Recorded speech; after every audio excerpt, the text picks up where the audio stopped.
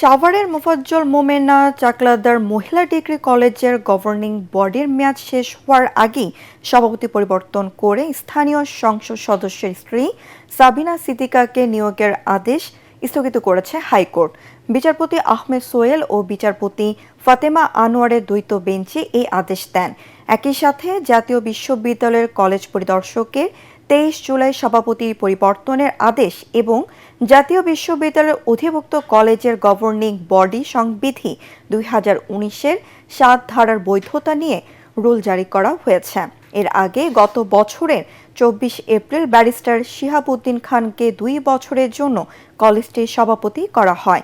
মেয়াদ শেষ হওয়ার 8 মাস আগে তাকে সরিয়ে ঢাকা 19 আসনের এমপি ডাক্তার দেওয়ান মোহাম্মদ সালাউদ্দিন বাবুর স্ত্রী সাবিনা সিদ্দিকাকে সভাপতি করা হয়।